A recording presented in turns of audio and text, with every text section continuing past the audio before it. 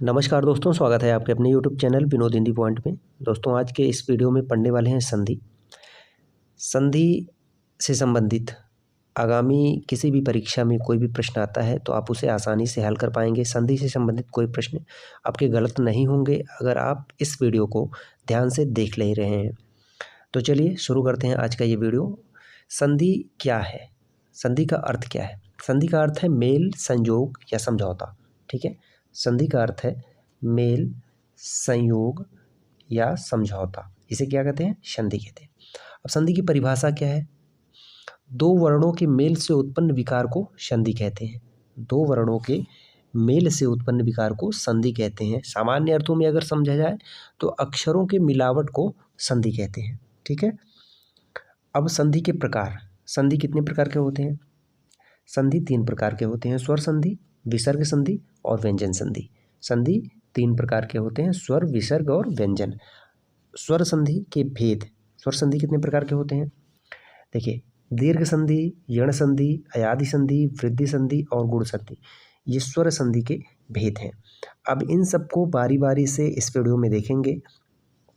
ध्यान से देखिएगा वीडियो। सबसे पहले बात करते हैं दीर्घ संधि की। यहाँ देखिए, ये जो ट्रिक है बड़ी मात्रा।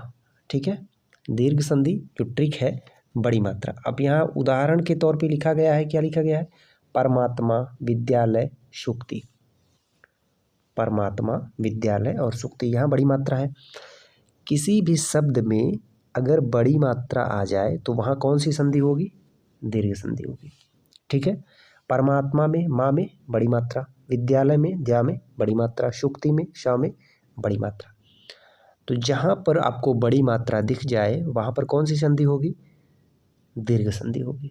ठीक है, उदाहरण के तौर पे परमात्मा, विद्यालय, सुक्ति, रामावतार, धर्मात्मा, देवालय, इन सब में कौन सी संधि है? दीर्घ संधि है। दीर्घ संधि कैसे पहचाने? उसकी ट्रिक क्या है? जहाँ पर आपको बड़ी मात्रा दिख जाए वहाँ पर दीर्घ संधि। ठीक है, चलिए अगला।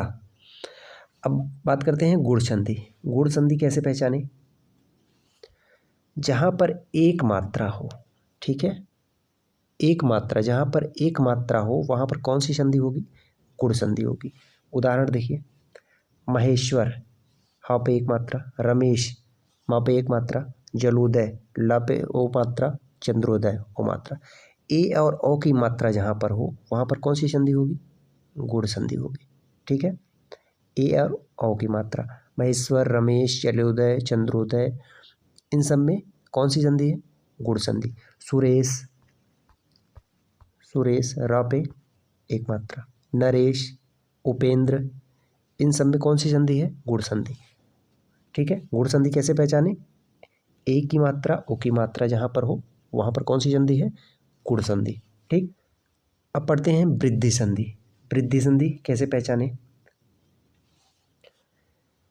अभी तक हमने गुण संधि में पढ़ा जहाँ पर ए की मात्रा, ओ की मात्रा हो, एक मात्रा।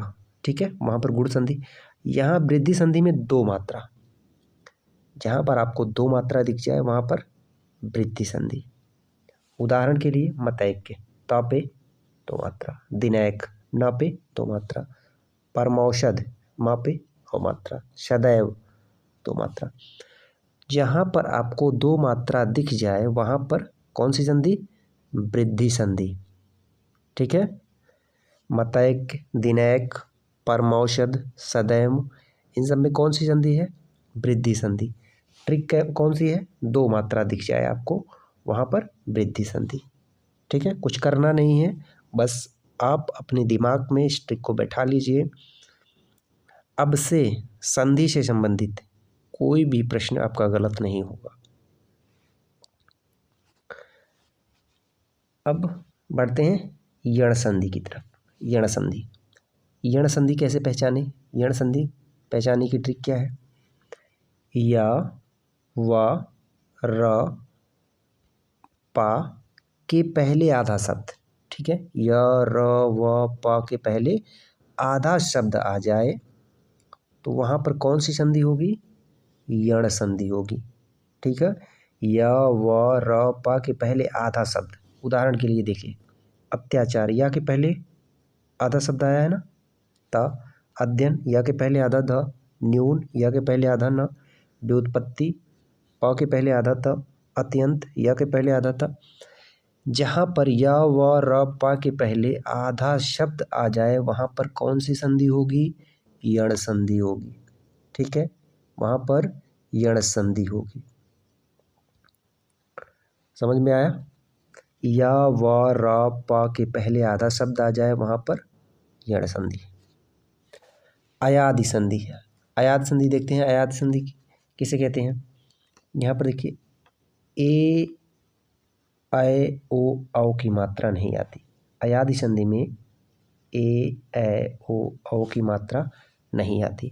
अधिकतम 3 अक्षर का शब्द होता है। 3 अक्षर का शब्द यह अपवाद स्वरूप है। ऐसा नहीं है कि अयादि संधि जितने भी हैं वह 3 ही अक्षर के होते हैं, लेकिन अधिकतम 3 अक्षर का शब्द होता है और उनमें जो है ए ऐ ओ औ की मात्रा नहीं आती। ठीक है, उदाहरण देख लीजिए, नायक, ए ऐ ओ औ की मात्रा नहीं है। चयन, भवन, पावक, इन सब में ए ऐ ओ औ की मात्रा नहीं है, तो यहाँ कौन सी संधि है? अयादि संधि है। ठीक है, विधायक, विधायक, ए ऐ ओ औ की मात्रा नहीं है। ठीक, नायक, चयन, भवन, पवन, गायक, इन सब में जो है कौन सी संधि है? अयादि संधि है। अधिकतम 3 अक्षर का शब्द होता है और इनमें जो है ए ऐ ओ औ की मात्रा नहीं होती। ठीक है, चलिए, विसर्ग संधि। श, श, श। ठीक है, यह तीनों श, षटकोण वाला, सरौता वाला, छोटा सा, यह तीनों श जो है आधा होता है। ठीक है, पूरा स नहीं होता है, आधा होता है। वहाँ पर कौन सी संधि होती है? विसर्ग संधि होती है। ठीक है, वहाँ पर विसर्ग संधि होती है। उदाहरण के लिए देखिए, भास्कर में आधा स, निश्चय में आधा स, निष्कपट में आधा स, तुर्जन में आधा र। ये इस तरह कर रहा आएगा। ठीक है, इस तरह कर रहा आएगा। दुर्दशा में आधा र, तो यहाँ कौन सी संधि होगी? विसर्ग संधि होगी। आधा सा, आधा सा, षटकोण वाला आधा सा, सरौता वाला आधा सा, आधा सा जहाँ पर आए, जिस शब्द में आए, वहाँ कौन सी संधि होगी? विसर्ग संधि होगी। आधा स, आधा र। ठीक है, जहाँ पर आए वहाँ कौन सी संधि? विसर्ग संधि। आशा करते हैं आज का वीडियो आप सभी को पसंद आया होगा। वीडियो पसंद आया हो तो आप वीडियो को शेयर कर दीजिए। चैनल पर नए हैं तो चैनल को सब्सक्राइब कर लीजिए। 1 से 2 बार आप इस वीडियो को देखिए, अच्छी तरह से आपको संधि समझ में आ जाएगी। मिलते हैं अगले वीडियो में कुछ नए ट्रिक के साथ। तब तक के लिए नमस्कार।